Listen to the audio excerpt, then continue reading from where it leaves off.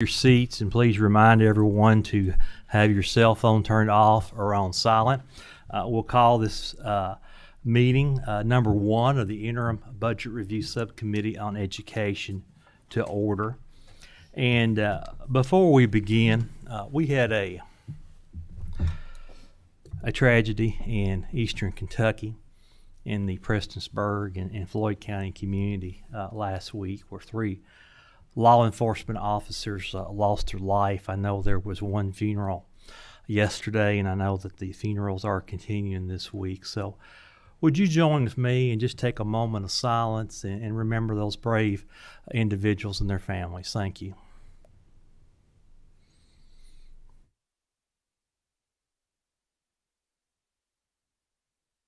Amen. Thank you so much. At this time, we will call the roll. Senator Kerr, Senator Parrott, Senator Wise, Representative Banta, Representative Bojanowski, Representative Fleming, Representative Flood, Representative Graham, Representative McCool, Here. Representative Miller, Senator McDaniel, Representative Petrie, Representative Reed, Representative Huff, Senator West, Here. Representative Riley, Chair Tipton. Here. And I will make a note, if you're not aware, Representative Fleming lost his mother this week. So we'll also continue to lift him and his family up in prayers. At this time, I don't guess we have any minutes to review, do we? First meeting. Okay, so let's go right on into our agenda.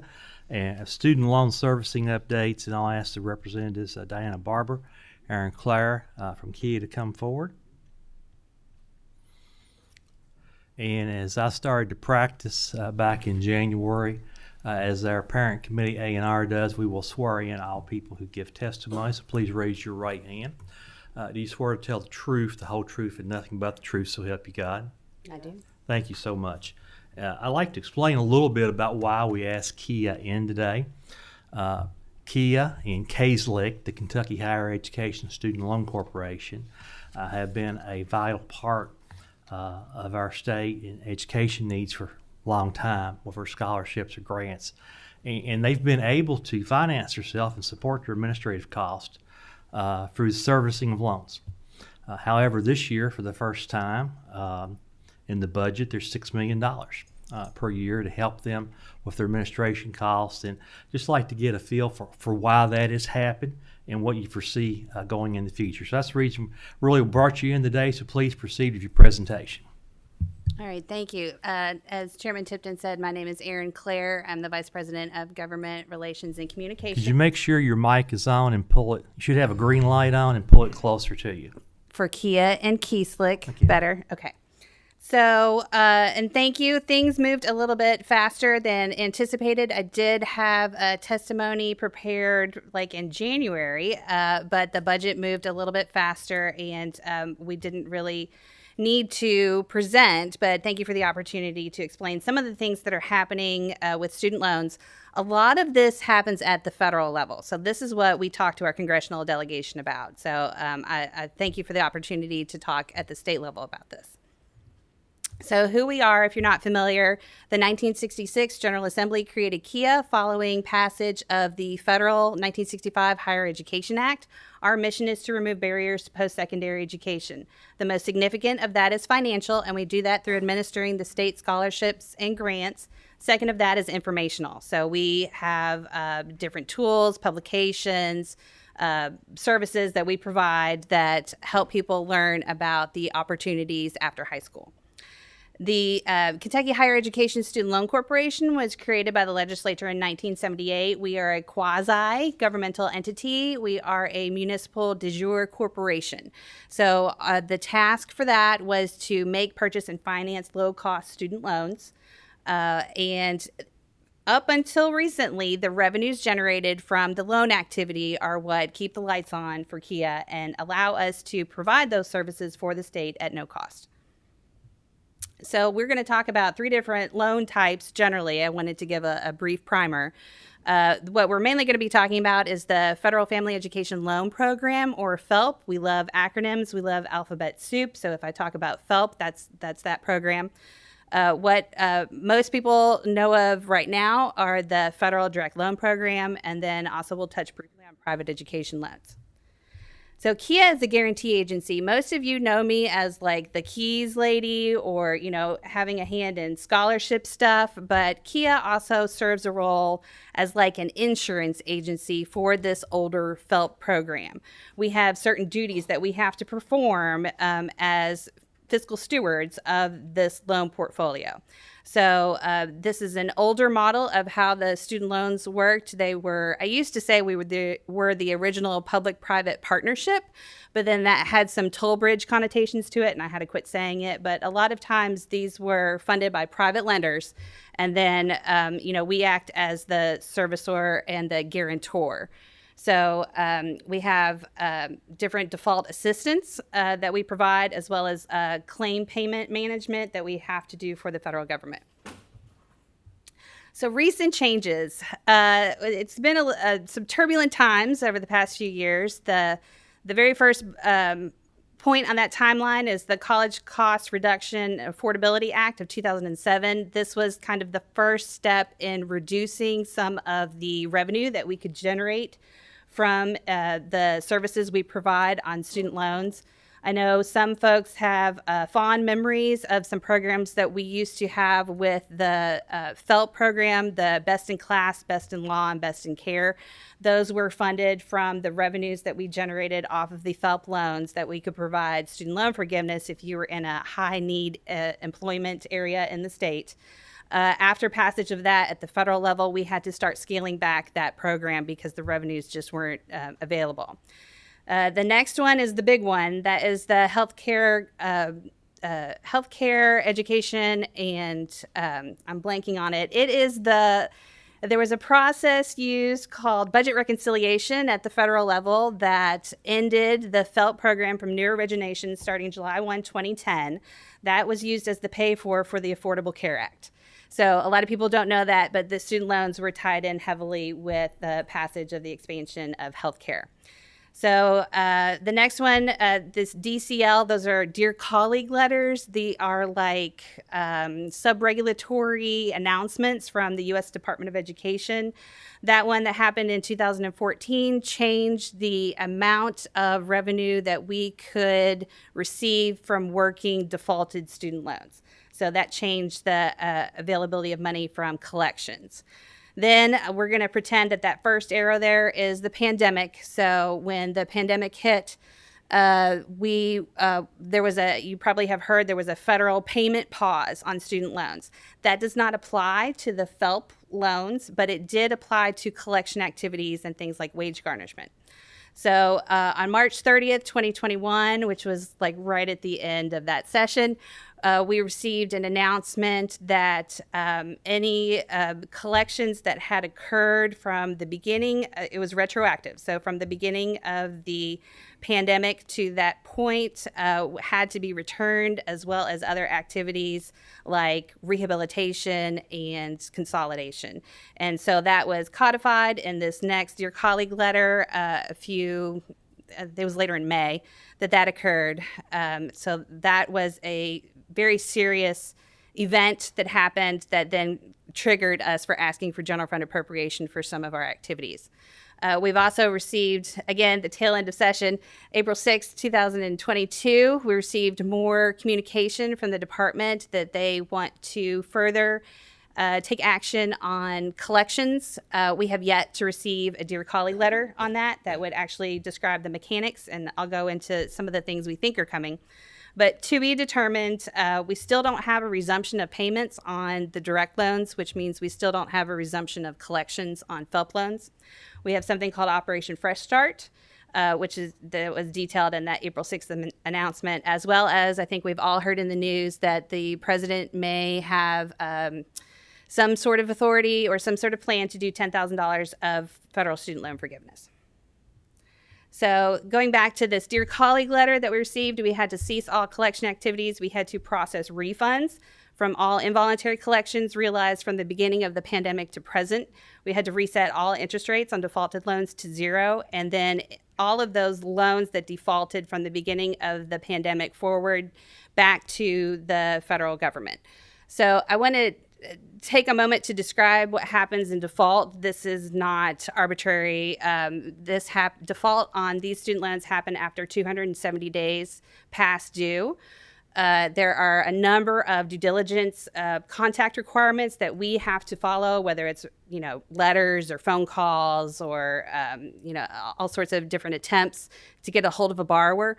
We have all sorts of tools at our disposal that we can help a borrower get out of default, but we cannot just automatically do it. We have to make actual contact. We are also very sensitive to communications laws and regulations, so we have to have express consent to contact a borrower on an automated dialer on their cell phone. Otherwise, it is subject to lawsuit. So we are sensitive to all sorts of rules and regulations.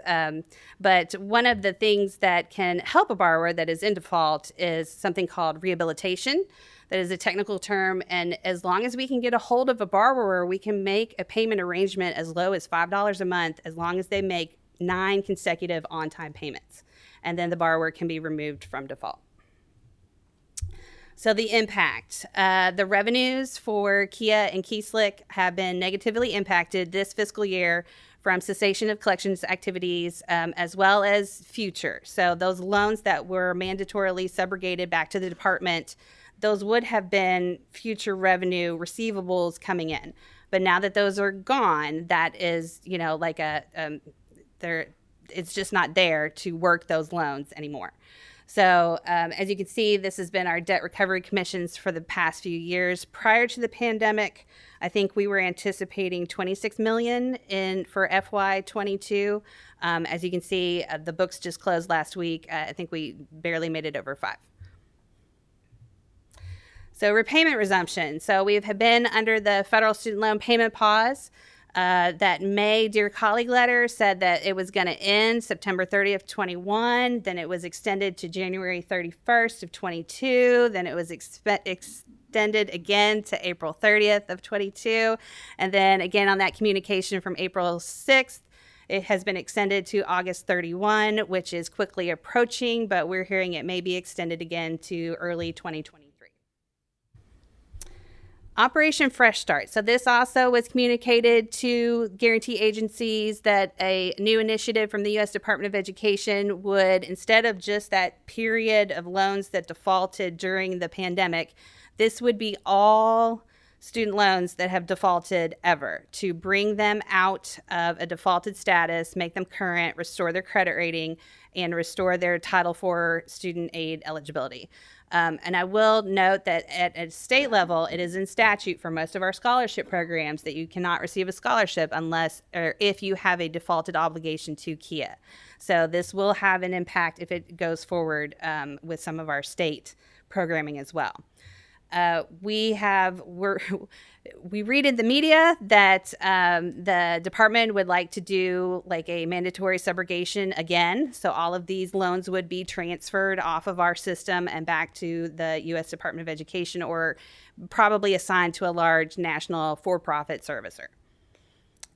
So we also think that the intention is that any sort of collection activity, including wage garnishment and treasury offset, would cease to exist in the future, which honestly, administratively, treasury offset can go. That one is a lot of work for not a lot of result. So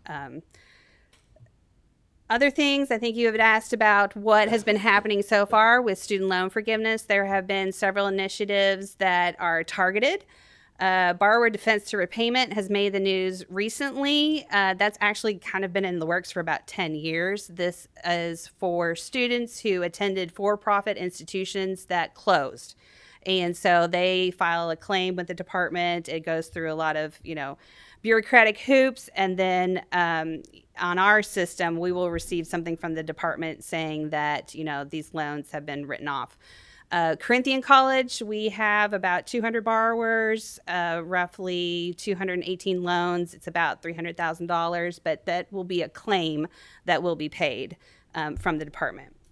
Income-driven repayment, there are 4 or 5 different types of income-driven repayment plans that a borrower can sign up for. It depends on when their loans were dispersed, depending on their benefits. So there's like the Repay income-driven plan. Those, it depends on your income and family size. And then if there's any student loan balance after 20, 25 years, depends on the plan, that remaining balance could be written off. So the department has communicated that during this payment pause, while no federal student loan payments have been, no transactions have been made, they are intending to count those 0 monthly payments as if they were payments. So it has to do with how we count the time in a loan. So we have not received guidance from the department on that yet, but that is something that would affect our loan portfolio. Public service loan forgiveness and this temporary expanded public service loan forgiveness are 2 programs that, should someone work in the public sector and they make 120 qualifying payments, so, 10 years worth of payments, if there is any residual balance, that can also be forgiven. Those 2 require consolidation to the Department of Education. So if we have those old FELP loans and they've had employment that would count, they would have to transfer off of our system. So we can see in our system that loans are being consolidated away, but we don't know why. I would imagine it is these 2 programs.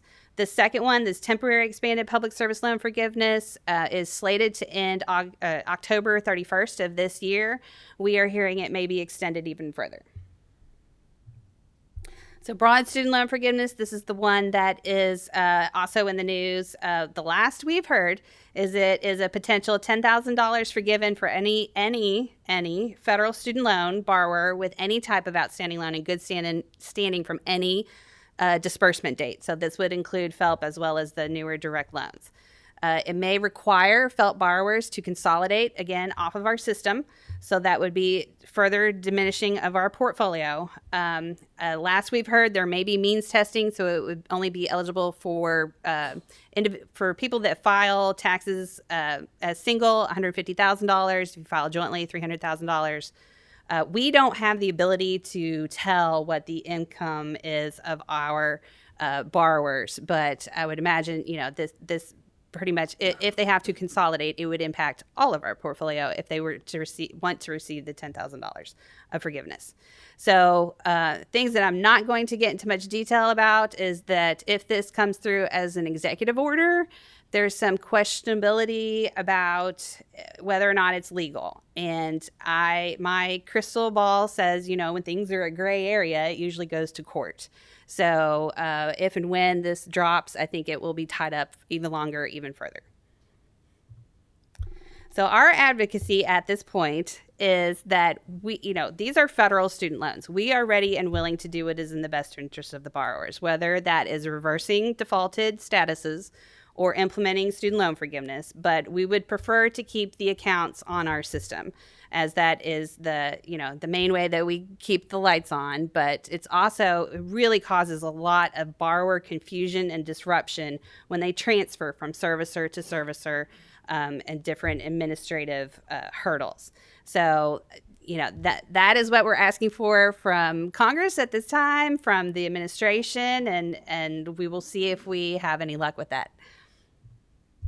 So we're not, we used to have all of our eggs in one basket with revenue with the FELP program, but once that ended in 2010, we immediately started revenue diversification.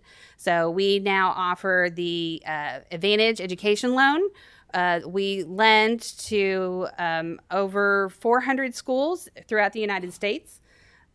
We also offer cohort default management services. Schools are required to manage their default rates for their borrowers if they want to maintain their Title IV eligibility. Title IV is the governing section of the Higher Education Act for all scholarships, loans, that kind of thing. We also provide FAFSA verification services for schools. So it has been up to 30% of FAFSAs have been flagged for further information, W-2s, that kind of thing, income eligibility for students. So a lot of times the financial aid offices at the universities are swamped and overwhelmed, and so we provide that as a service that they can contract with us. And we are not waiting for someone to rescue us either. We have opportunities for future revenue. The department has acknowledged that even if they do bring borrowers out of default, some population are going to redefault. So there is talk of a voluntary flexible agreement with the department and other guarantee agencies to provide those default aversion services and trying to have the healthy retirement of someone's debt.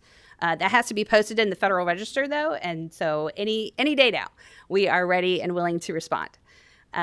Some other guarantee agencies may choose to leave from providing these types of services, and we are ready and willing to take on additional portfolios if that does occur.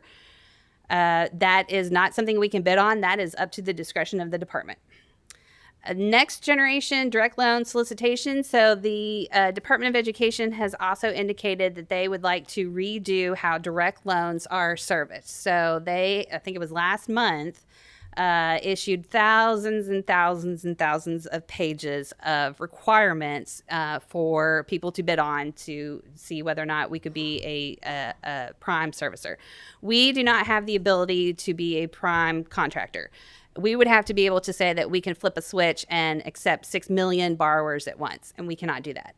However, we have friends in the industry who may be able to. So we are exploring possibilities that we may be a subcontractor for a prime servicer. Those responses are due back to the department on the 16th of this month. So other things, the Kentucky Educational Savings Plan Trust, we've rebranded to KY Saves 529. It's been since 2019. We've been working with a new partner, Ascensus. That contract is modeled so that not only does that program pay for itself, we don't have the administrative fees that we use or the administrative costs that we used to from monitoring that plan or administering that plan, but we earn a teeny tiny little bit of revenue for assets under management. Now we're talking like $150,000, but last time I checked, that is more than zero. So the more incentives we can provide for people for saving for, our Kentucky plan, that would be great. We also have the ability to do grants and fundraising. Many years ago, the General Assembly allowed us to create a 501c3 in statute. We haven't actually done anything with it yet, but that opportunity is still there, as well as the preferred lender listing for the Advantage Education loans that we provide now. So I would be silly if I didn't give you the rates on our awesome Advantage Education loans. So the new Federal Plus rates just came out on Friday, and that is actually probably one of our bigger competitors would be the Federal Plus loan. But the 2022-23 interest rates for Federal Plus loans start at 7.54%. So, we always want people to get all of the free money, the scholarships, that kind of thing. There are some advantages to taking out some federal loans, but we also want to make sure that borrowers and students are educated about their choices and that we have a state-based product that is very competitive. Belt tightening, except for me, I started eating my feelings a long time ago. We have reduced our operating budgets by over $3.1 million for the last fiscal year. We have not been filling a lot of our vacancies. One of our most expensive pieces is people. So instead of replacing some positions, we have divided up duties. And so, some of us are doing the work of 12 people instead of 10 now. Through Diana's leadership, we have signed a 1-year lease in our Louisville office with a smaller footprint. I no longer have office space in Louisville. COVID and work from home kind of allowed some of our staff to, be remote, as well as we reduced operational budgets again for this fiscal year. So what did you guys pay for? House Bill 1 appropriated $6 million in each fiscal year of general fund support to help us with administering the warm fuzzy stuff, the student financial aid programs, as well as the outreach informational services. This is replacement funding. I think there was some miscommunication, maybe to our staff, maybe with you all, that we were going to do new fancy things with this. This is filling a budget hole that was created from the lack of collections revenue. And these are all the programs that we administer. Some of them, even if you don't fund them in the budget, they still exist. Like one good example is the osteopathic medicine one. That one is a conversion scholarship. So if it converts into a loan, money comes back into the fund and we still have to administer and award. So there are a lot of programs that we take care of for our students and our universities. And I hope we do it well.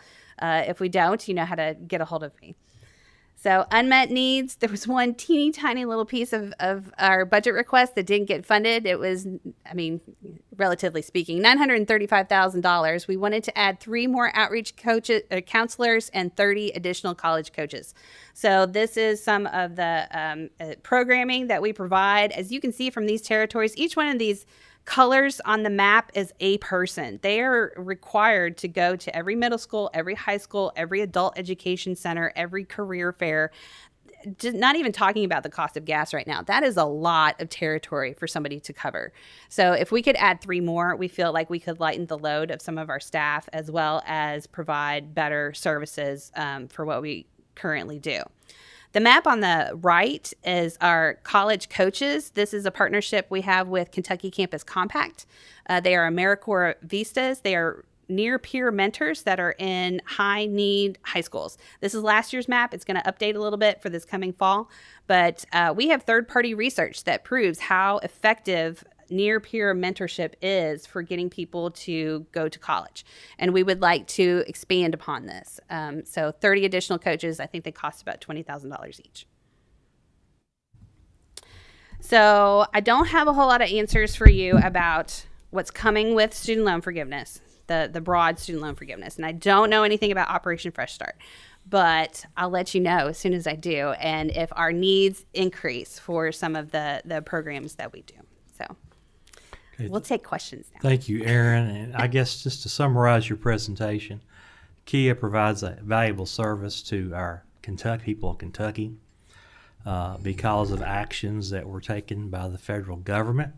The taxpayers of Kentucky had to contribute $6 million a year for the next 2 years of our budget to help provide those services. So I guess my question is, if this direction continues, do you have a crystal ball prediction of how much more you might have to come back to the General Assembly and ask? Because these are things we need to be considering as we start planning for the 24 budget cycle. I don't know that yet. So what the $6 million covers is what our audited financials said is this department and this department. You know, so you're paying for the student financial aid administration and outreach, but we also have like an IT department. We have an HR department. We have, you know, all the other things. So I don't know that yet. I would imagine that we would have to look, you know, at other operational changes that we can make on the student loan side before knowing how much more. But I do think that the $6 million is going to have to continue. And I love it when you all have great new ideas for new scholarships and you know, removing barriers to post-secondary education. But I will warn you that the more complicated and labor-intensive those programmatic changes may be, I may have to bill you for it. So, you know, that's not something we've ever had to do before. But, you know, if you're wanting us to send more letters or, you know, all the different things that we do that you all don't know happens behind the scenes, you know, we're going to be very sensitive to the operational cost. Okay. Well, I know you will, but please continue to update us as you have more information. We have a question from Representative Bojanowski. Yes, thank you. So I wouldn't be in this seat if it weren't for federal and state student loans. So I'm very grateful for the programs. However, that being said, I did an undergraduate at University of Kentucky and a master's degree MBA at University of Louisville. And even though I was working for our small family business and my income was not anything to get too excited about, I was able to pay off all of those loans.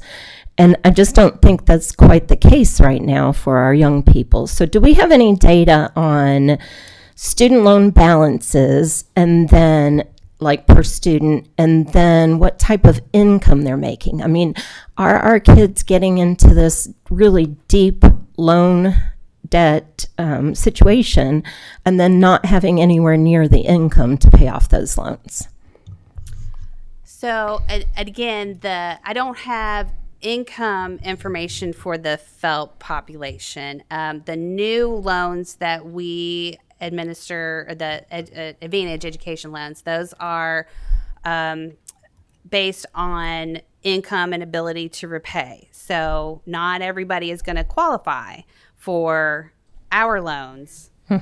Almost everybody qualifies for a federal student loan. There are other triggers that, again, we advocate for at the federal level. For example, the financial aid office at an institution is not really allowed to tell someone not to take out a student loan. So, but what you're asking about is, the average student loan debt. There is a place I always point people to. It's the Project on Student Debt. And I think the average is around $30,000. Which is increasing. It didn't used to be that much. Back when we had the FEL program too, borrowers had to do entrance and exit counseling with us. And they would get annual reminders of, this is how much you've borrowed. That is more like an online click tool now with the department. So some of the high touch services that we used to provide for our borrowers is gone. So, and then Diana, you want to say? I just wanted to mention that thanks to the General Assembly with the wonderful increase in the CAP grant award, this should obviate the need for more borrowing for our students in Kentucky. This will cover all, that plus Pell will cover all tuition and fees for all public universities, but for a few $100s at the University of Kentucky. And it will cover more than tuition and fees at the community college level. So that's thanks to the great efforts of you all here. So that will help obviate the student loan debt burden. Thank you. And may I ask one very brief clarification? Very, very quickly. Very We're running on a timeline here. Okay. So I just wasn't sure. Could you explain what debt recovery commissions are? Yes. So that is fees that are paid from the department based on the voluntary or involuntary repayments made from defaulted student loans.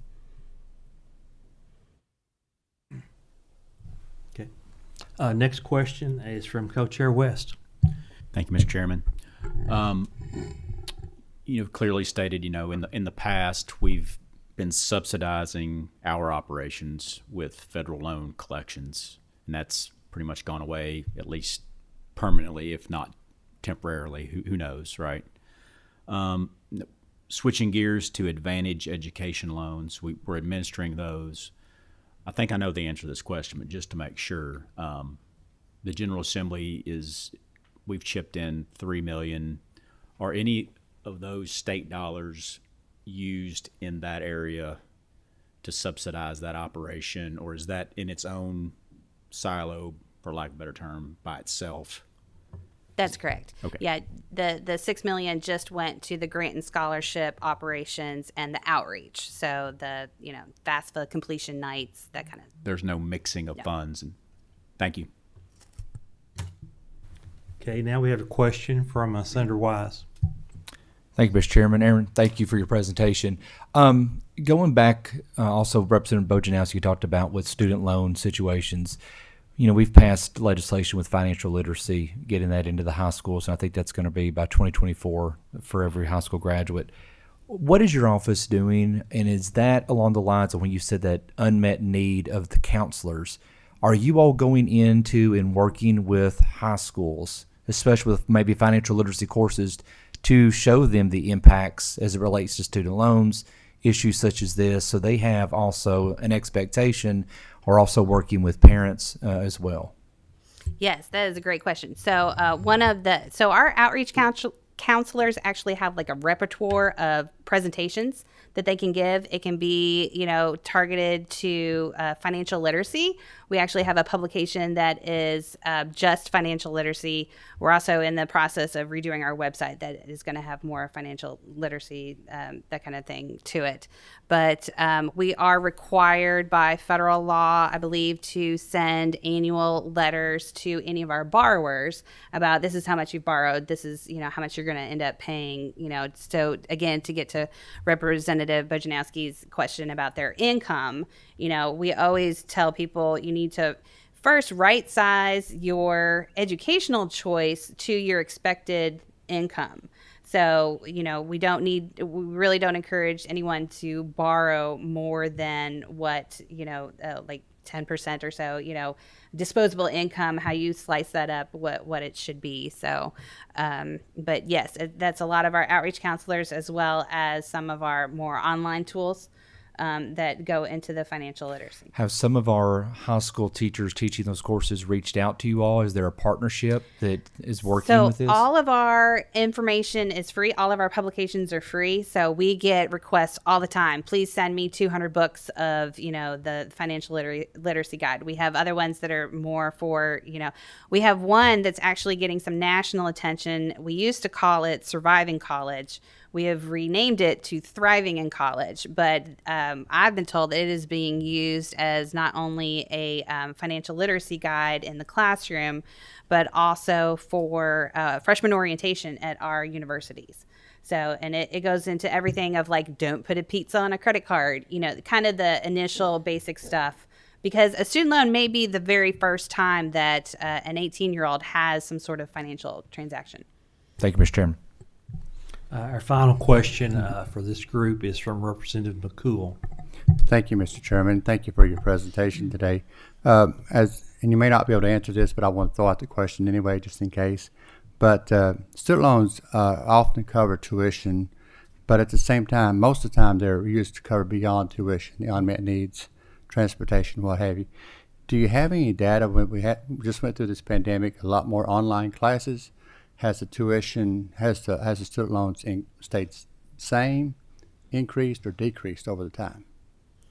So interestingly, and it's probably like what Diana said, due to the generosity of the General Assembly and some of our grant programs, but our lending in Kentucky is flat, if not declining. Our lending outside of the state is increasing. So that, I don't know if that answers anything, but I can tell you that is the trend right now. I was just curious. Thank you. Mm-hmm. Yeah, I believe, just to add to the conversation, I believe the maximum cap went from 2,900 to 5,300. Mm-hmm. So that's a substantial increase.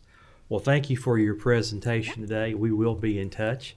Our next presenter comes from the State Auditor's Office. So if y'all make your way to the table, the Auditor's Office has initiated a special examination on Kentucky State University. So first, please make sure your mics are on and pull close to you. If you'll identify yourself for the record, and then I will administer the oath. Well, good morning, Mr. Chairman. Sarah Beth Gregory with the Auditor of Public Accounts. I'm the Chief of Staff for the Auditor. Good morning. My name is Tiffany Welch. Oh, it's on. Okay, sorry. Tiffany Welch. I'm the Executive Director of our Special Examinations Office. Good morning. I'm Farrah Petter. I'm the Assistant State Auditor. Okay, please raise your right hand. Do you swear or affirm to tell the truth, the whole truth, and nothing but the truth, so help you God? I do. Thank you. Please proceed with your presentation. Well, thank you, Mr. Chairman, for inviting us. As you mentioned, our office has initiated a special examination of Kentucky State University, and we've done that pursuant to a directive from the legislature in House Bill 1 that appropriated a total of $200,000 in funding to our office for that purpose. I know you probably will have a lot of questions you wish we could answer today. I do want to manage expectations by noting that we really aren't here to discuss any substance. We really won't be able to do that until our work is completed. But we did want to share a little bit of an update with the committee to let you know we've undertaken the work, and I'll turn it over to our Assistant State Auditor just to discuss what we're doing a little bit in the process. Good morning, and thanks again for having us this morning. I wanted to cover just a little bit of the timeline that I'm able to share with you to let you kind of know the progress that we've made. At the end of April, April 28th, we sent an engagement letter to KSU, and that basically was just announcing that we're going to conduct a special exam at KSU. Then in May, on May 11th, we met with the former interim president, Stamps, board chair Patton, Regent Dukes, and several other individuals from KSU, and we just went over what a special exam is and kind of what our process is as far as requesting information, letting them know what will happen at the end of our procedures, and that sort of thing. We also asked if we could speak to the board as well, KSU board. So we went at the beginning of June and spoke to them as well. Covered very much of the same information about our process, and letting them know that we'll issue a report at the end of our work, and KSU will have a chance to respond and that sort of thing. Wanted to cover a little bit about what a special exam is, because that is very much different from a financial statement audit. As you all are well aware, KSU has had financial statement audits, and recently the audit firm Crowe has performed them. The most recent financial statement audit was for fiscal year 2020. And so in a financial statement audit, they're looking at financial activity, obviously, but you're giving an opinion on that. In a special exam, we're not going to be giving an opinion on financial statements. We're going to be looking at financial activity, following the data, looking at allegations, that sort of thing. But we will be looking also at internal controls, governance, structure. I already mentioned allegations, that sort of thing. And then we'll come up with a report that will outline anything that we may have found and also provide recommendations to help the university with anything that we have found. A little bit about the team, like Tiffany and myself will be managing and directing the special exam. We've got a really good team of career senior APA employees. We're planning our work, like I mentioned, following the data with the information we're collecting. We will revise our scope as we go. But we've told KSU and the board that getting information quickly and letting us know when there's not information will help keep the process going. I can't give you an exact timeline when we're going to be finished because we are still at the very much the beginning stages. KSU has been very receptive to our request. They're working very hard to get information for us, but we are going to be speaking to a lot of people and getting a lot of information, so it's going to be a big process.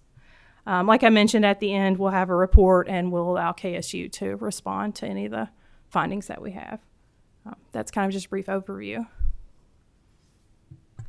We're happy to take any questions, or Tiffany, did you have anything to add? I was just going to, as Farrah already indicated, we've got an audit liaison over at KSU who's working with us. We're meeting weekly with them, and they are providing information as quickly as they can find it. Well, thank you for your presentation. I was aware you'd be very limited on what you could share at this point, but I thought it was good for the committee to understand the process that's going on. And I will ask you one question. Over the course of the last several months, in my role, I've had several people reach out and volunteer information to me. Is there a process if somebody wants to reach out to the auditor's office and if they have comments or things about this situation or others, that they can wait for them to do that? Yes, sir. Absolutely. There are a couple of avenues. We're probably going to say the same thing. We have our website, auditor.ky.gov, where people can go to make reports. And we also have a toll-free 1-800 number. That's 1-800-KY-ALERT, which people can share information. They can share as much detail as they would like. They can remain anonymous if they would like. So several options for folks who would like to share information with us. Okay, thank you. Co-Chair West has a question. Thank you, Mr. Chairman. This is a loaded question, so just throwing that out there. And I realize this time frame it could be large, but could you tell us when you might expect that you may have some results from your work, something that you could report back to this committee on? Yeah, and it can be a wide range. I think our goal would be certainly by the end of Auditor Harmon's term, which would be by the end of next calendar year. Sooner would be great, but we also realize this is a pretty large undertaking, and it may take some time. So that you answer my question. Okay. Nothing is coming soon. Right. That was my question. Thank you. I don't see any other questions. Yes, Representative Graham. Okay. I'm just curious in following up as you make those inquiries, I know you will be talking to those who are still on campus. Will you also be approaching those who are not off, that have left the campus, but have worked in the different areas that you are looking at? And I can handle this one. Yes, absolutely. We will certainly review all information, and we will contact individuals who are both current and former. Anyone that would have information pertaining to the period we're looking at, we're certainly interested in speaking with them. Thank you, Mr. Chair. Thank you so much for being here, and we look forward to having you back in the future. Thank you. Thank you so much. Our next item on the agenda will be a very lengthy item. We have an update from House Bill 250 and House Bill 1. And I know that there's a couple of different parts of this, but if those presenters will come forward at this time. Let's have the KSU update first, and then we'll do the asset preservation part of it. Let's make sure whoever's going to be here from KSU. I understand that Board Chair Patton is with us online as well.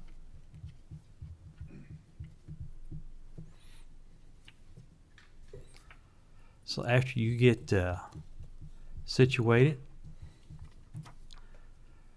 please identify yourself for the record. Again, make sure those mics are on with the green light and have them pulled close to you. So if you would, everyone would please identify yourself for record. I will administer the oath, and then you can start your presentation. Okay, I am Ronald Johnson, and I am the interim president of Kentucky State University. Hopefully you can hear me through this. I can. Okay, perfect. Good morning. My name is Regent Tammy Dukes. I'm also the Audit Committee Chair for the board. Yes, my name is Dr. Gerald Shields. I'm the Vice President for Finance and Administration and Chief Financial Officer. Okay. Dr. Patton, are you with us online? Yes, I'm here. Yeah, Yes. please identify yourself and your role for the record, please. I'm Gerald Patton, and I'm Chair of the Board of Regents at Kentucky State University. Okay, thank you so much. Please raise your right hand. Do you swear or affirm to tell the truth, the whole truth, and nothing but the truth, so help you God? Yeah. I do. Okay, thank you so much, and we certainly appreciate you being here. President Johnson, it was a pleasure to meet you this morning. I will share with you that I've been reviewing a little bit. You can Google things to get a little bit about your background. So I do have one question for you as you begin. What prompted you to make the decision to want to be at Kentucky State University at this time as interim president? Well, thank you, Chairman Tipton. It's pretty simple.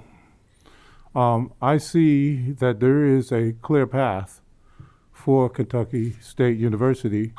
The question is, can we chop through the brush to get to that path? I'm a person who does believe that HBCUs have played a central role in the success of this nation and certainly of the Commonwealth, and that they can continue to create legacies.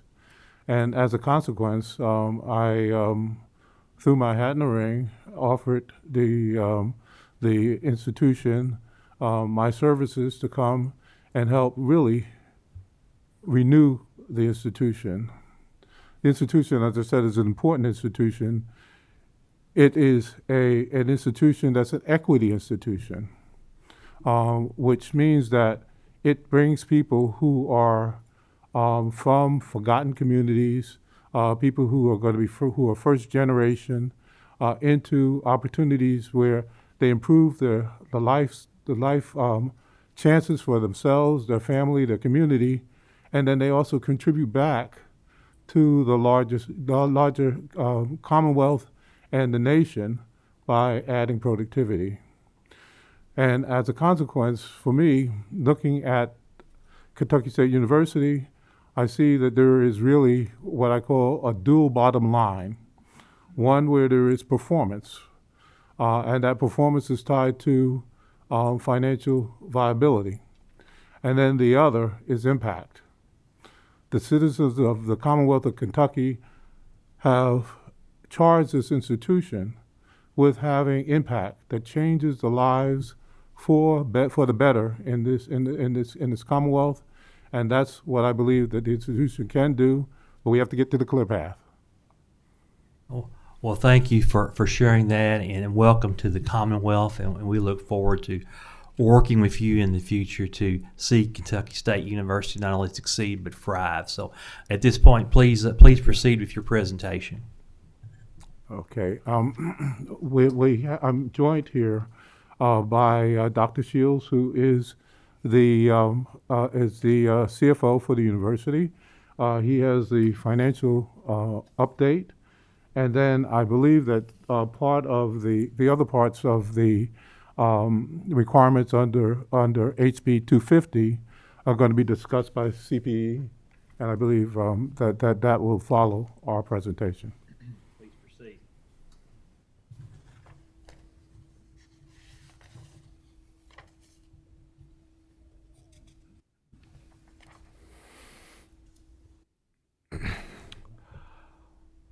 Kentucky State University has gone through significant personnel reductions throughout the campus. The losses in particular have severely impacted the Finance and Administration Division. The accounting staff has experienced notable resignations comprising of the controller, accounting supervisor, grant supervisors, and 2 grant accountants. And within the purchasing department, we've lost a purchasing manager, buyer associates, travel agent, and a payroll manager, which just recently has been filled, has added to the bombardment of finance and administration personnel losses. These staff reductions challenge the remaining staff ability to support the university in service, accountability, and accuracy while trying to fill these open positions. The rehire for these positions have been limited and in many instances lacks the qualifications specified for the jobs. The chart of accounts in the banner system is limited in its operational support within the university use throughout the campus. Many fund operation accounts programs, better known as FOAPs, are not functional for the current year active use for reporting. They are no longer aligned to support accurate reporting without a time-consuming, detailed review of these FOAPs and correct assessment out of the banner system.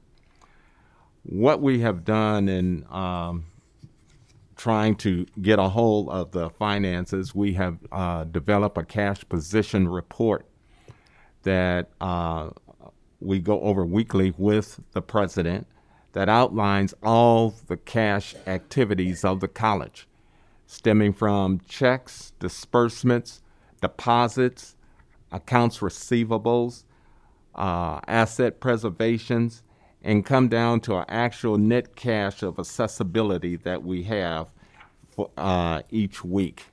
Now, in further projections that we have been able to comprise, as we've had a budget recently approved by the board, stemming about $41 million for the annual upcoming 22-23 year. This will be a very tight budget. It's going to require some adjustments and reductions in some personnel as well as operational costs, but it is doable.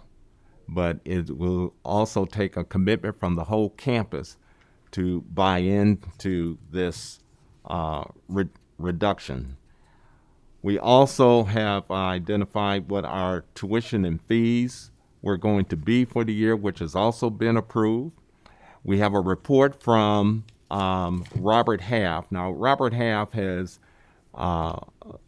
been able to supply the audit compilation for fiscal year 21, which is what is really in question, and as well as our upcoming 22. They right now have a target date of by the end of July to have the 21 done so that it can be started audited by Crow. And that pretty much gives me my update highlights. Any questions? Dr. Shields, I apologize. That's quite all right. Do you have I know that we're still, because of the loss of staff, really have not been able to get the internal audit for fiscal year 21. Do you have any kind of projections on a timeline when that will be completed? Well, the audit for 21, we're looking at by the end of July. Okay. And for 22 by the first week of October. Okay, very, very good, very good. Do any of the members have any questions at this point in time? Yeah, Representative Graham. Representative Graham, you make sure your microphone's on, please. You would think that the number of years that I've been here that I need to turn on the mic. I'm just wanting to go back to the staff reduction, and you talked about not being able to get those people.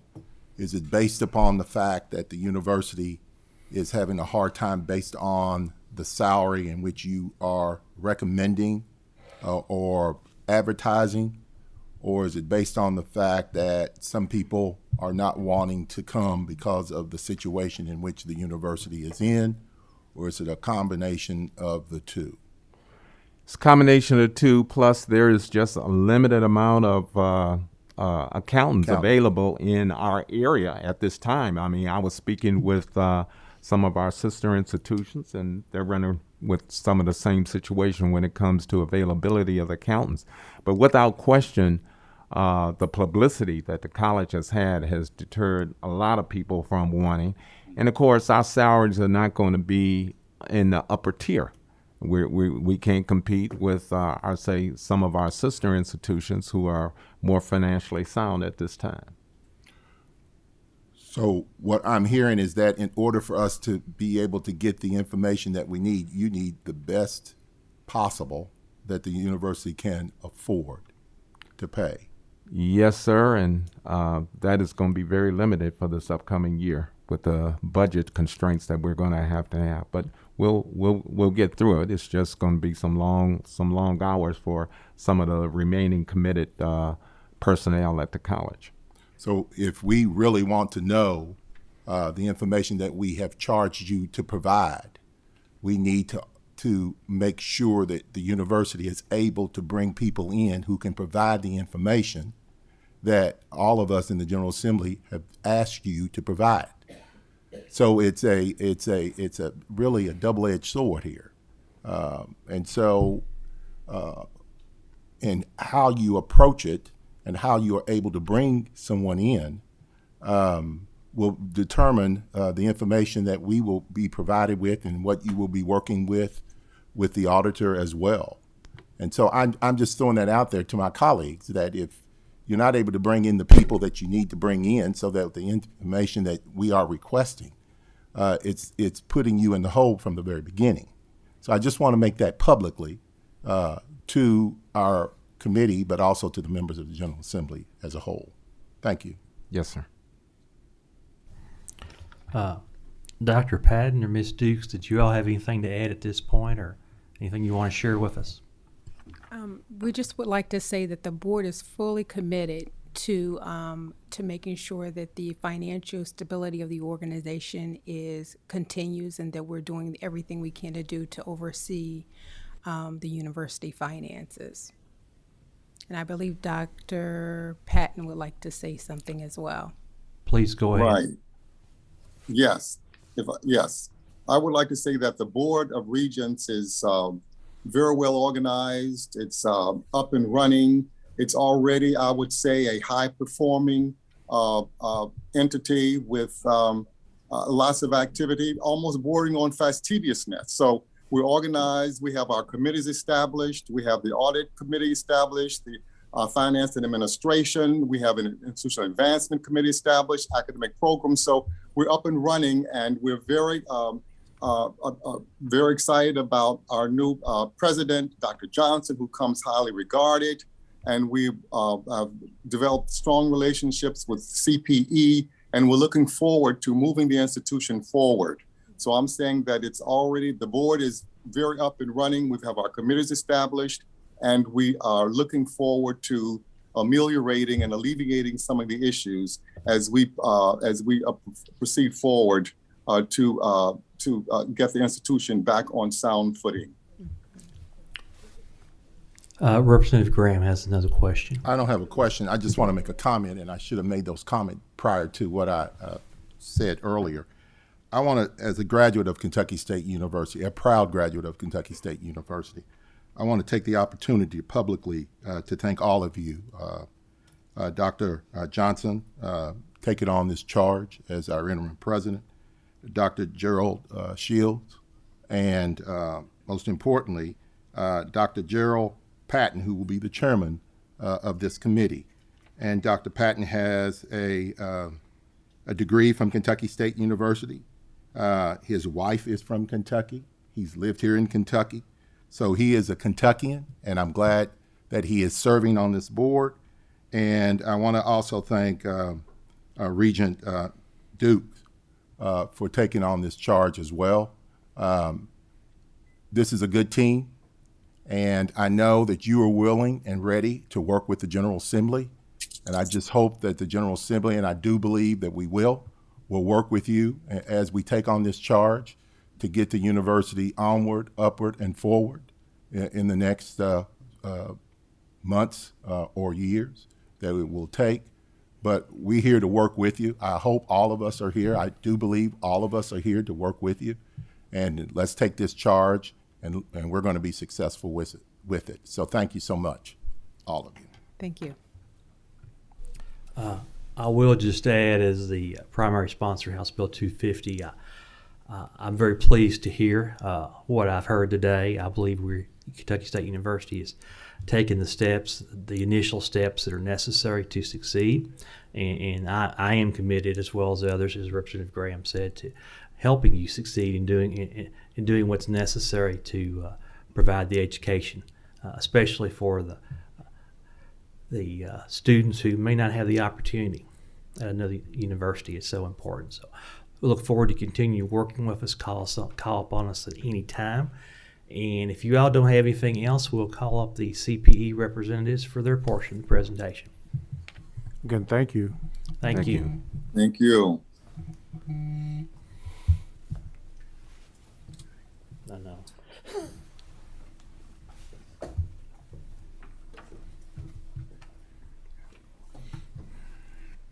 I guess.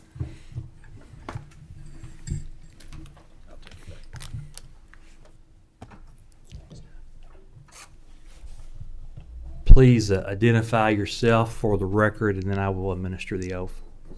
Morning, Mr. Chair. Aaron Thompson, the President of the Council on Post-Secondary Education. Greg Rush. I'm a Senior Fellow with the Council on Post-Secondary Education.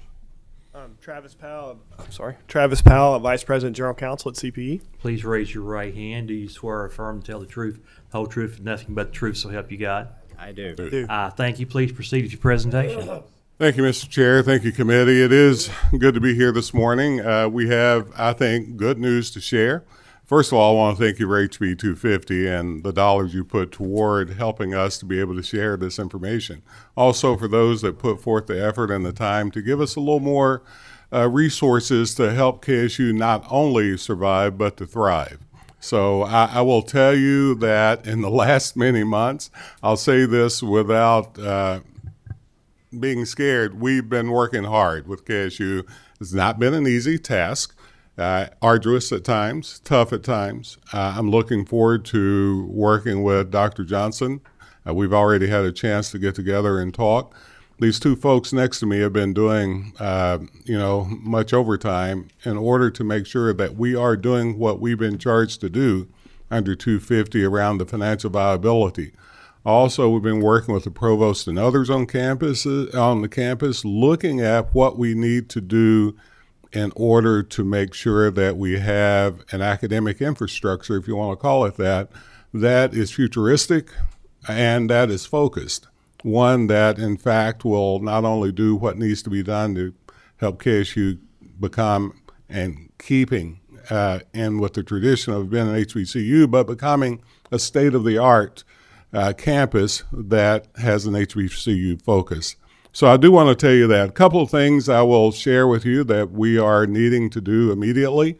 I appreciate, Representative Graham, your statement. We realize that we had some financial issues. Greg can tell you now that we were able to work with the board and others to bring in some folk to immediately help, because we understood that we were going to have to take some immediate action, and in fact we have. There's a lot more of that we need to do. I mean, the campus has lost a lot of people. We're going to work with them to make sure that the folk that are hired back, top quality, no doubt, but with working with the board and the administration, hoping to make sure that we keep within the budget to make that happen. HB 250 calls for a lot of things. Surely CPE's in full partnership to make sure that we accomplish those things. But we're also charged with making sure that we are good stewards of the dollars you gave us and that we keep up the promise we made. And we've not been shy about having that conversation with all that needs to have it. But, I'm going to quit giving you a speech and let these folks give you some more microscopic stuff and let you ask questions if you like. But I will say, though, this is still a long road ahead. And we're going to have to do some things in the next, just a little bit to get students on campus and get them settled. We're going to have to, and we're behind. We're going to have to do some items that allows us to, in parallel, build some more academic programs that are focused on this futuristic thriving I talked about, while at the same time shoring up the core academic needs of the campus in order to serve the students that we have. So we have immediacy fully in face, but we also have the future fully at hand. So I did want to start out by saying that. I'm happy to take questions here in a little bit, but I wanted to let Travis, who, as you know, I put in charge of being the senior liaison with the campus, to talk a little bit about where 250 is at so far. Thanks, Dr. Thompson. And just to give you a little bit of update, we are hitting all our markers for House Bill 250. The first item that was required to be approved was a financial exigency policy, and the board took action on that at their first meeting. So that was done on April the 27th. As soon as the new board got appointed and confirmed by the Senate, they got right to work, scheduled the meeting, and we took care of that right away. Took care of some other items that were right away that needed to be done, purchases that need to be approved, and that sort of thing. So the board's been doing a great job in taking care of the things that need to happen just to run the institution. Our reporting requirements, you've received our June 1st update on the management improvement plan. Per House Bill 250, the management improvement plan updates are to be provided June 1st and November 1st, and the actual plan is due November 1st, and we're well on our way to gathering information and developing the requirements of each of those 8 areas that are outlined in the legislation. KSU's been a good partner in that regard, and we've been getting the information that we need to help set the goals and benchmarks in that plan, which also will be tied to the $15 million, the $5 million in the next year, and the $10 million in the following year. Is that right? Yeah, that's correct. Couldn't remember if had it inverted or not, but yeah, for investment funding for the institution that you guys so graciously included in House Bill 250, and so that will determine the benchmarks that they need to meet in order to receive those funds. Those funds will both help the financial stability of the institution, but also be incentive fundings to make investments, targeted investments to move the institution forward, to make it a high-quality institution and a more financially sustainable institution in the years to come. So we're really excited about that.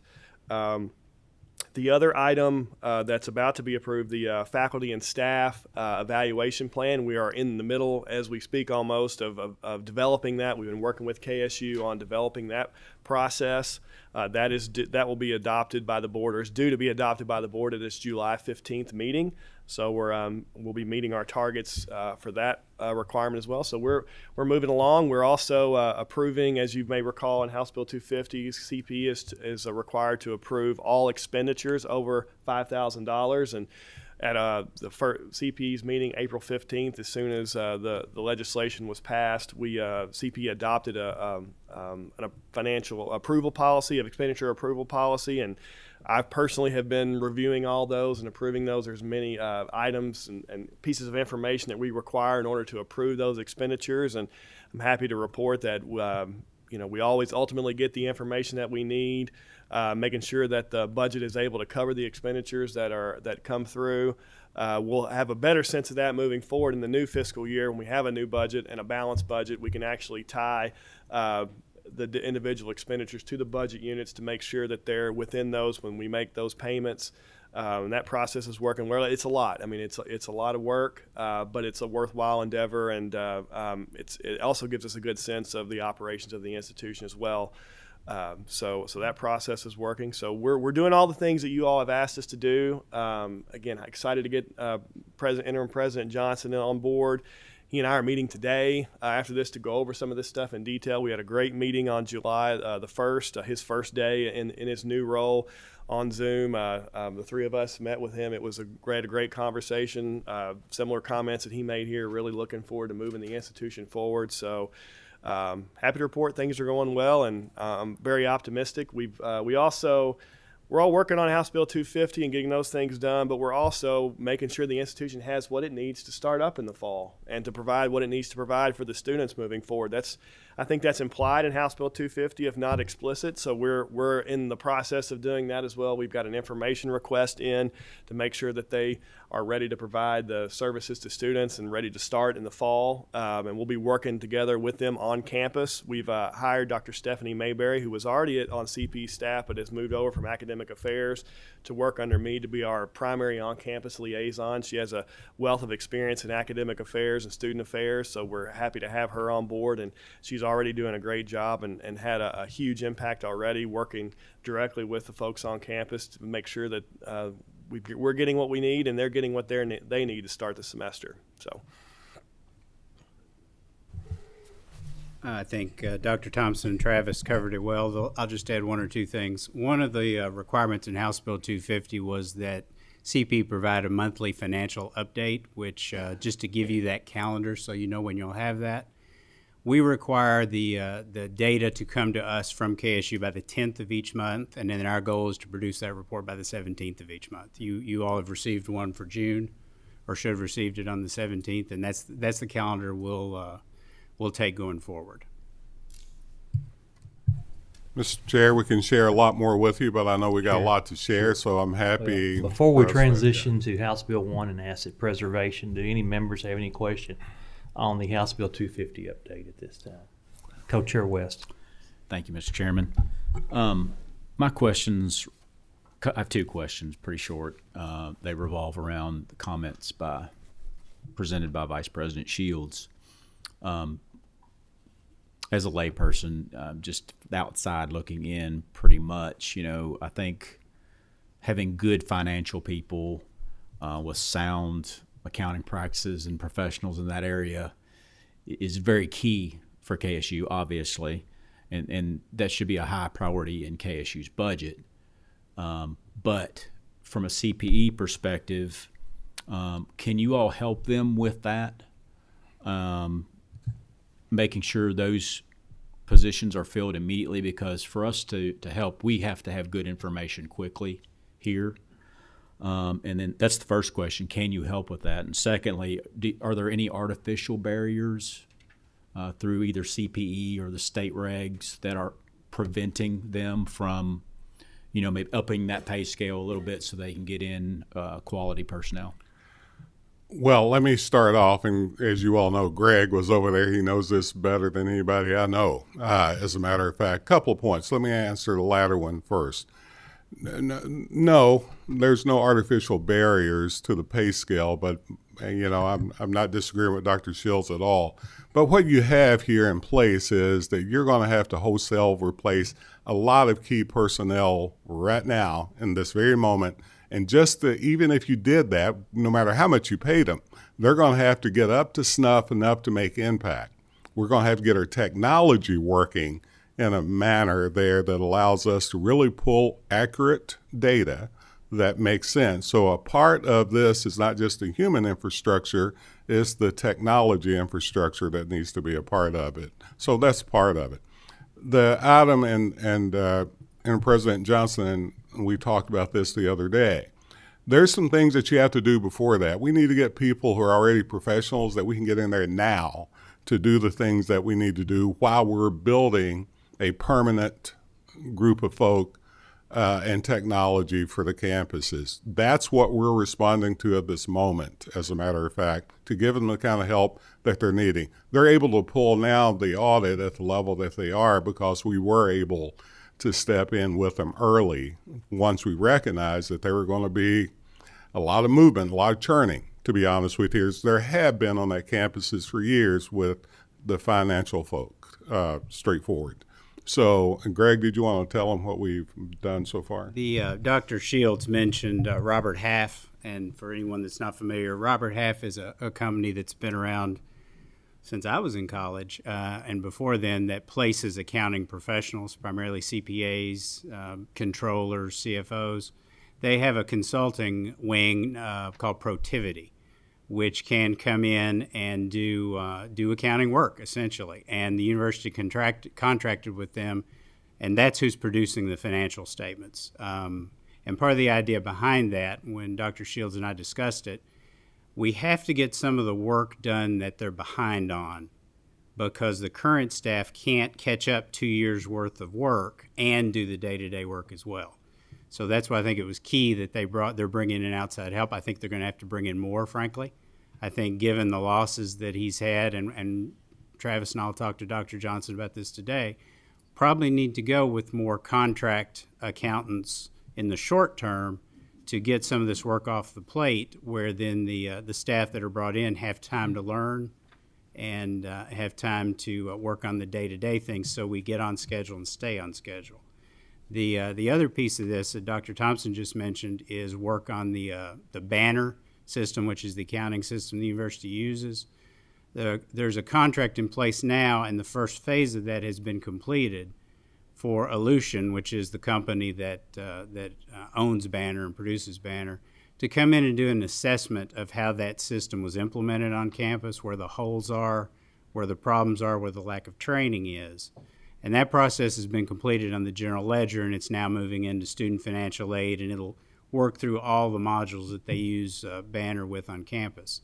We're reviewing those recommendations. The ones that can get in place quickly will help them do that. Ones that are going to be a little bit longer term, we'll work to have those in the management plan with some benchmarks and timelines. And one point that I do want to make, it is important that we understand this has to be a full team approach. If we got a controller in, by the way, and didn't have all the other folks, that person would leave in 2 months.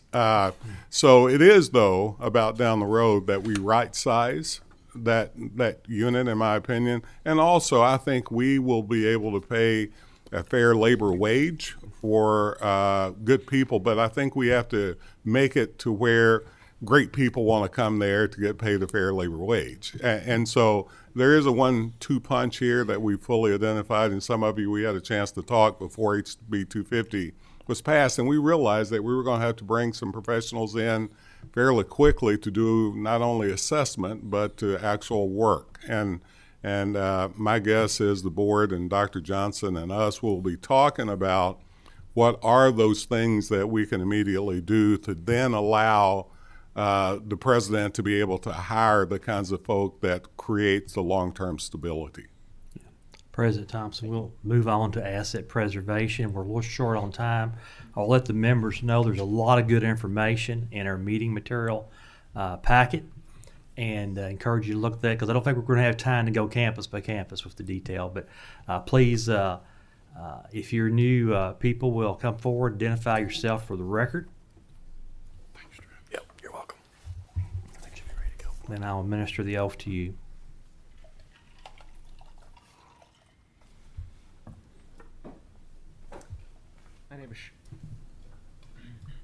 My name is Sean McKiernan. I'm Executive Director for Budget and Finance at CPE. Bill Payne, Vice President for Finance and Administration at CPE. Please raise your right hand. Do you swear or affirm to tell the truth, whole truth, nothing but the truth, so help you God? I do. Yes, sir. Okay, please proceed with your presentation. Mr. Chair, I won't spend any time and give you the introduction I was going to give you. Just to know that we are on track with this, and a lot of good things are happening. We've got things shovel ready. Some are in the ground. It's moving really well, and we've set up a procedure and process to where people are now able to, in July, to start drawing down on those dollars. And I'll just leave it there, and Bill Payne, I'll let fairly quickly, Bill, just quickly tell them where we're at. Okay, thank you, President Thompson, Chair Tipton, members of the committee. Let's see. I'm going to provide just a few slides to provide a little bit of historical information about the projected need for asset preservation investment in Kentucky at our public post-secondary facilities, and then also about the level of state investment over the past 8 biennia.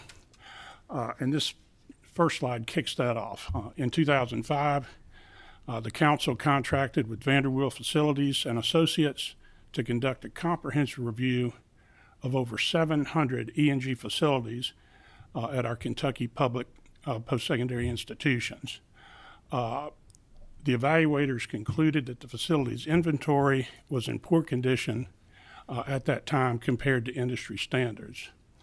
Most of the buildings were over 30 years old, and their condition and utility was consistent with their age.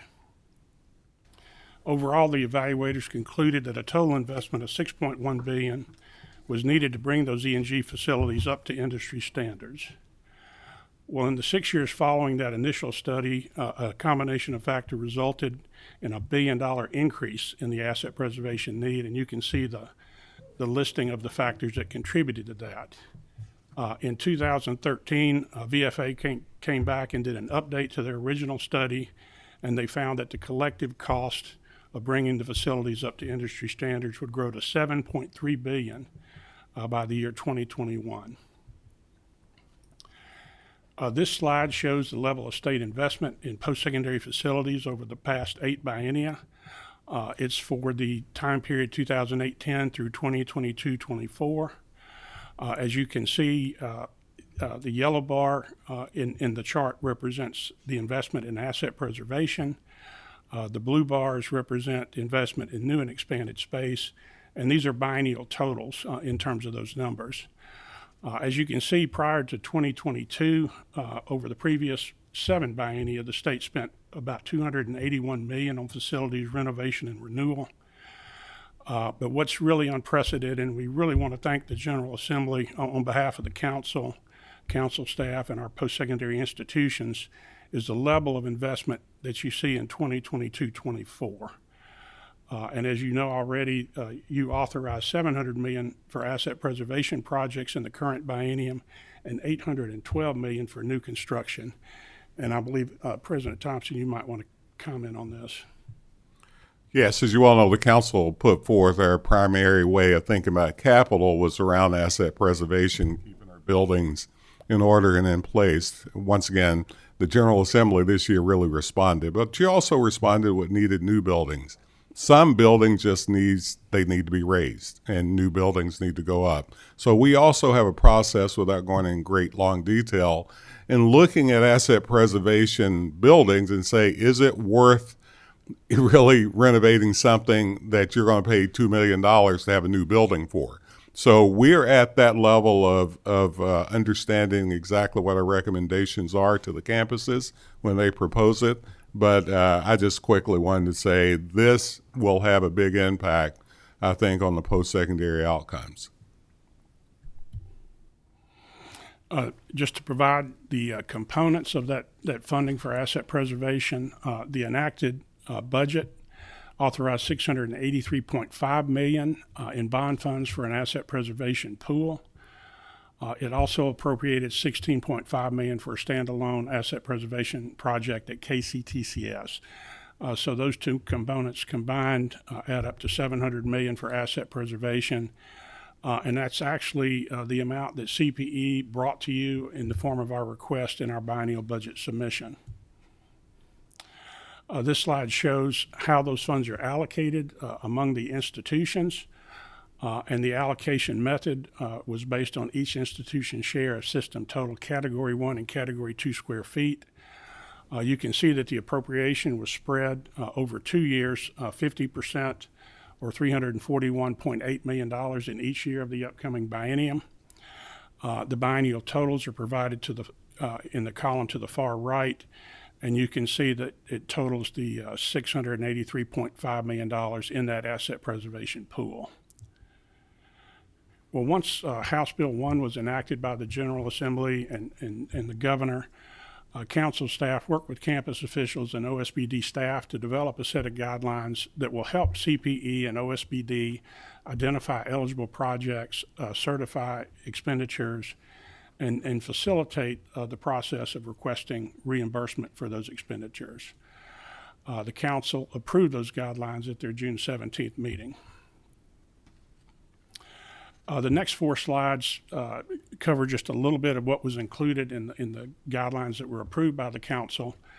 And in terms of matching requirements, they are well aligned with what was included in House Bill 1, which is a 30 cents per state dollar matching requirement for our research institutions, a 15 cents per state dollar matching requirement for our comprehensive universities and KCTCS institutions. You can see the eligible sources of matching funds listed there. The one prohibition is that we've indicated that general fund appropriations cannot be used as a match for the asset preservation pool funds. In terms of uses of funds, projects that preserve, renovate, or renew E&G facilities are eligible to receive funds from the asset preservation pool, and also projects that preserve, renovate, or renew state-owned and operated residential housing facilities are eligible. And that's something new that was included in the language of House Bill 1. Before seeking reimbursement, institutions will submit a list of their planned projects to CPE. CPE staff will review those projects and certify to the institutions that the projects are eligible for reimbursement, consistent with the language included in House Bill 1. The pool funds will then be distributed to institutions using an expenditure and reimbursement approach. As the institutions make expenditures, they can submit reimbursement requests to the council and to OSBD staff. CPE staff will review those requests and again verify that those expenditures are eligible for reimbursement, and then OSBD staff will effect the transfer of funds to the institutions. I'm going to take just a minute and ask Sean McKiernan if he'll tell you a little bit about some of the additional information that we provided in your packet. Included in your materials is a one-page summary of the asset preservation update that Bill presented. Also, each institution last week provided us a list of projects. These projects are very preliminary in nature, but give you a snapshot of what the institutions are thinking about at this time. You'll see a lot of HVAC and mechanical updates and elevators, life safety issues being addressed, roof replacements, and so on. And since we just received these project lists toward the end of last week, CPE staff has not had an opportunity yet to begin to review those projects for eligibility. Mr. Chair, that's a very quick update. We could spend the next 2 hours on this if you like. We may talk a little more detail later. At this time, Co-Chair West has a question. Thank you. It just kind of dovetails with what you were just talking about. So kind of to summarize the letter real quickly, in your conversations with the comprehensives, my question is specifically concerning the comprehensives, KSU and KCTC. Are they going to be able to, with that 15% match, pull down every bit of the money that's allocated to each university? The quick answer is, and the easy answer is, thank God, goodness, yes. And I appreciate the 15 cent for that reason. We've been able to identify, I was really concerned specifically about KSU and Moorhead, just to put it fully in. And we had a really in detail conversation with them on where they can find the resources. The goal we have here, bottom line, is the goal that you have, is that every bit of this money goes to the institutions, that they individually get to use, because every one of them need it, that no one's left out of this in the process, and we were going to make sure that that happened. So the answer is yes. Thank you. Does any other member have a question at this time? Well, if not, Representative Graham.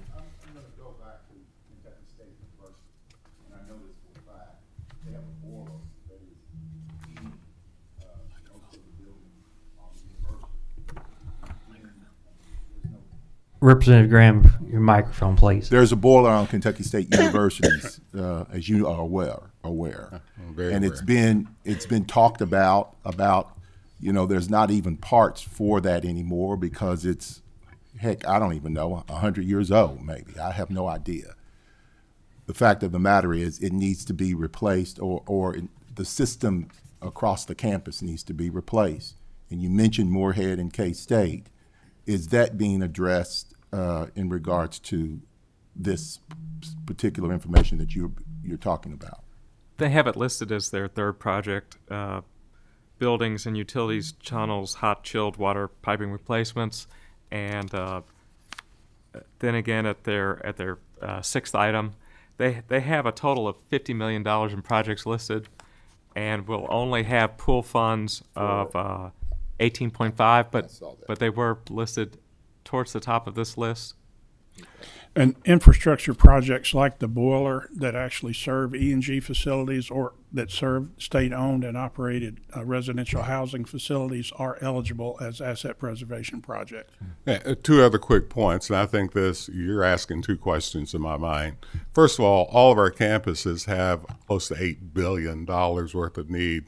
The money you all provided serves 10% of that. Now, we work with the campuses to make sure what is your number one priority that you want to do that. And they gave us that, and they listed that third, I think, on their list. In that regard, they found some other things, but they will be able, what is the total amount of funds they can pull down right now? $18.5 million. $18.5 million when, in the case of KSU, to make a long story short, which is actually more than 10% worth of the total for their needs by relative comparison. But I am very familiar with that boiler, and you're absolutely right. It needs to be replaced. Well, and the things that they're asking for, and I'm not trying to be difficult, but if you're trying to move the university forward, the university needs assistance. It needs help. And I could argue that in the past, we have not provided the funding that they have requested over the many years that I've been here, which are 20.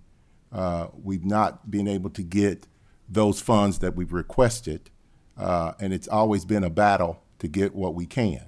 And I'm just being honest. So with the university being in the situation that we're in right now, I would hope that the Council on Post-Secondary Ed, and I know you are, and I know you're familiar with many of those problems that they have, that some of those things we as a General Assembly are going to have to come back and look at in order to get the university where we're asking them to be. And so I just want to put that out there because I want to remind our members that some of these problems that the university has is because of the underfunding that the university has gone through since I've been here and way before that. And it's always been the history of that. So I just want to make sure that our members are aware or need to be aware of what the university has had to go through over all these years. So thank you so much. You're welcome. One of the things I will throw in addition to that, I mean, we are working with, we did get some money from General Assembly around healthcare, and just so happens we work with healthcare agencies. Everybody knows I'm the chair of the board of Baptist Health and others. We are really we're putting some money in with KSU along with some state money to do some of the things to provide for the needs of the state, like more healthcare folk and more people of color in that role. So there's, there are people around the state also willing to invest along with the General Assembly and others to make sure that KSU provides what they need. Down the road, we're going to be coming back, hopefully. I haven't talked with Chair Patton yet, but to ask for this healthcare building, which I think is a key element, Representative Graham, to some of the things you're talking about. Just recently there at the university, the money that was charged to us from a hospital. Yeah. From St. Joe. St. Joe. I didn't know whether or not to say that or not. But well, that's okay. Baptists will be doing some stuff too. Yeah. But I mean, that's the beginning. Mm-hmm. But we also here need to also take on that charge and try to do what we can for the university. Thank you.